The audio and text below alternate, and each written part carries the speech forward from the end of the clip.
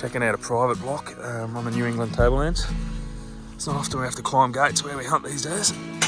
And I got fairly hammered in the droughts and by the bushfires. So we never really saw too much game on it, but thought we'd just give it a crack after 12 months. See how it's coming along. Hopefully see some pigs or get lucky and see some fallow.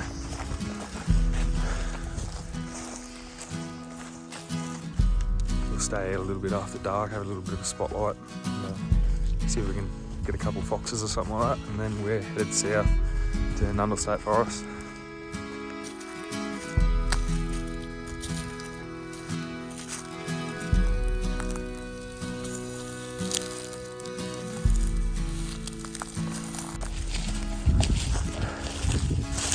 So I've just seen the one sign so far. Nothing else really, unfortunately. Nothing to convince us to stay the night anyway. Just doesn't seem to hold any resident deer yet. Hopefully one day. Good looking house. Yeah.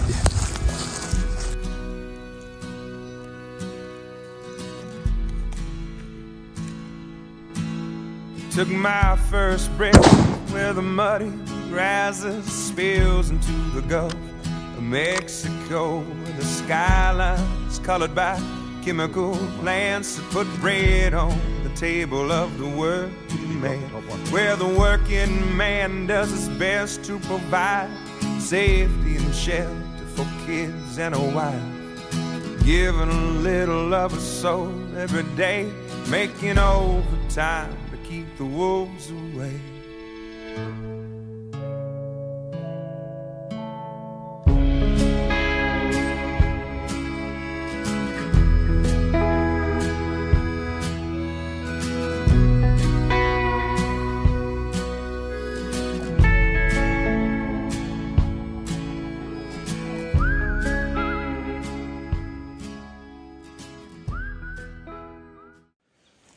Morning. So we're now in Nundle State Forest, and she's pretty fresh this morning. They had some pretty full-on winds through here a few weeks back, and you can't really see it in the video, but it is absolute carnage where we're walking through at the moment. Just massive trees down everywhere. So hopefully we'll get over on the eastern face, and being so cold, hopefully there's a few things kicking about. So we've got to essentially where we want to be for the morning. We've been going for about, say, 40 minutes. Sun's just sort of starting to come up, so these faces are going to start lighting up shortly, and just come out onto a big open bench, which is good. It's Damien's down there.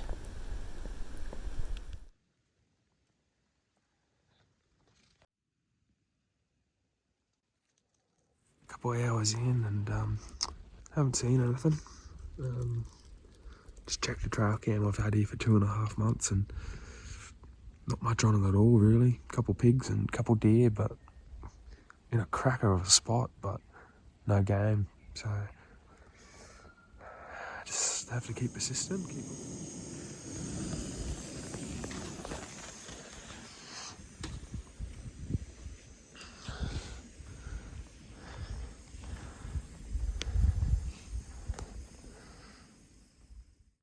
So, Yeah, here we go. a couple of things you need to know about my mate Nick. I call him Itchy, because he's the reason that everyone else has to wear these. If it's in the bush and it moves, no, I call him Itchy because last trip we did, he got that little meat deer pretty early, and then he had to sit by while I tried to go a couple of days, and he was pretty fidgety.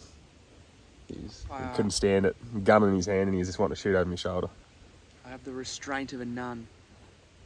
Anyways. Yeah, I don't know how much restraint nuns have. We had that conversation yesterday. Yeah, I don't know. I reckon there's a fair bit goes on behind closed doors.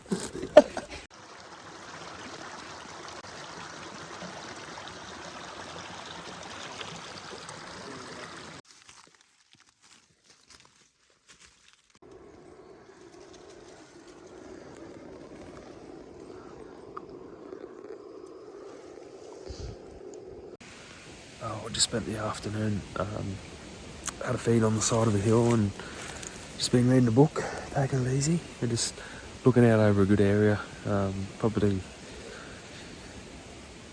the size of a couple of footy fields, just ridiculous amounts of sign everywhere, so we feel pretty good about this afternoon, something just coming out and feeding into the area hopefully, and hopefully get the opportunity to put it on a stalk. If only it was that easy.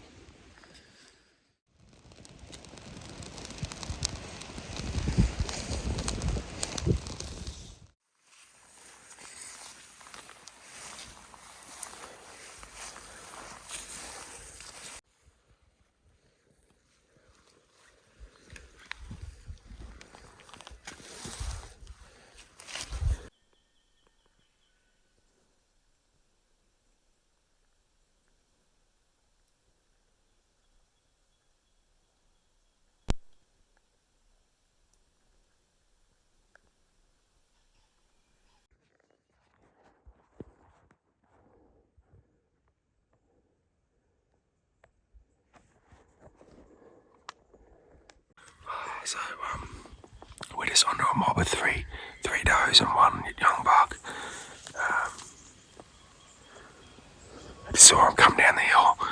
We bumped them earlier this morning too. They were right over a crest in the eastern flanks getting some sun. I've lost sight of them now. See if we can find them without getting winded.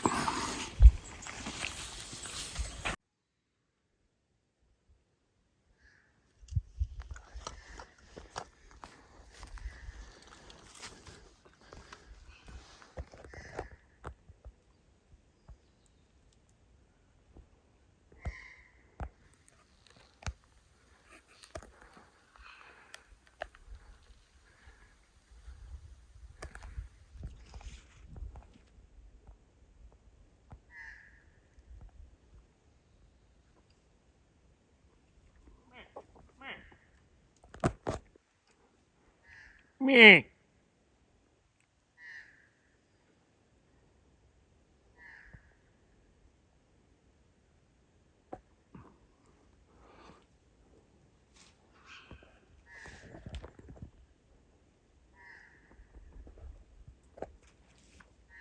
Meh.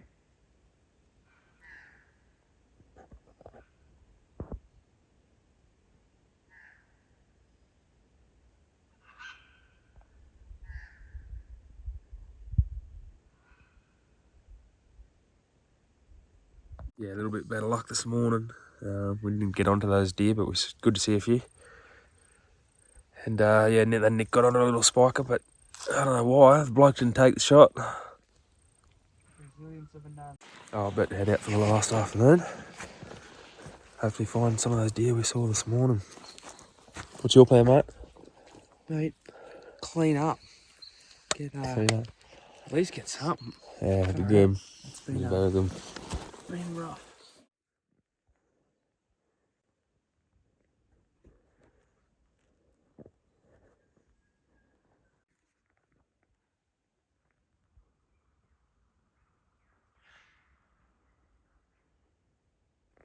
About 40 metres from stinging good buck, but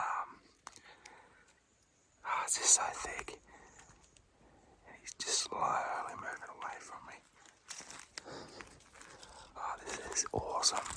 This is what it's all about.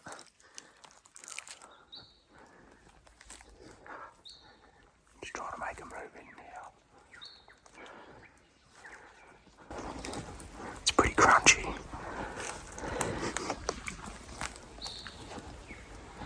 I've just kind of lost sight of him.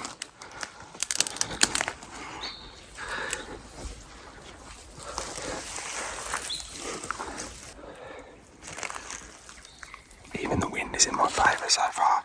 If I blow this, it's because I stepped on a twig or something.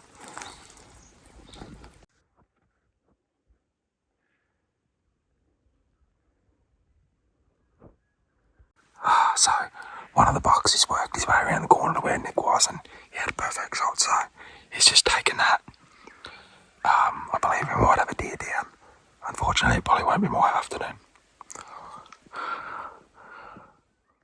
So I've just shot my first buck, which is good. A little bit later than hoped. The rut didn't go to plan, obviously, but yeah, that's alright. Oh man, that was just an insane 30-40 minutes. 2 deer down, one to the 270, one to the bow. And both deer are 5 metres apart. What?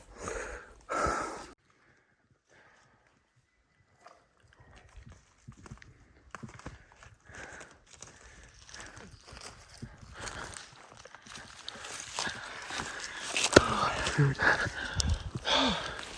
Better late than never. So, I couldn't work out why this spiker was this stony. There's your buck. There's mine. 3 metres. So I've just gone to retrieve my pack. That is just crazy that both our deer are down 3 metres apart. So, the only reason for that is Nick hit his buck and it's come around the corner and fallen, and the spiker that I shot apparently didn't want to leave its side. So, crazy.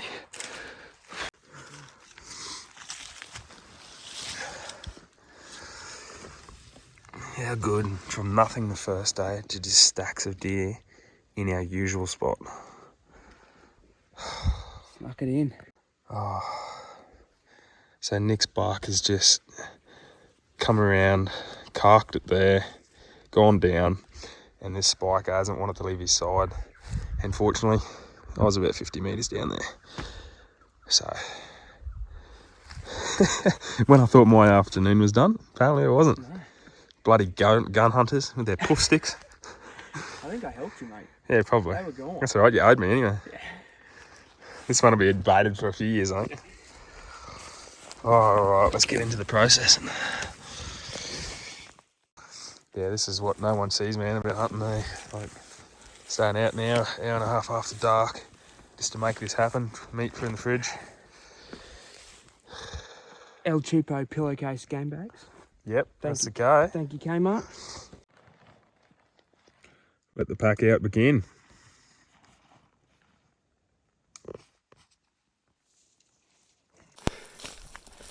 The reward at the end of the day, I get to hike back to camp with heavy packs. It's not going to feel as easy as it was getting down here, but it's all worth it. All part of the game.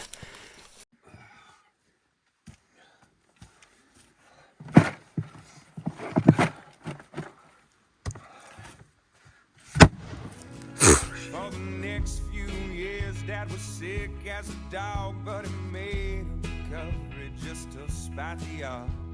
The settlement came and we moved out of town, where the sky isn't heavy with refinery clouds.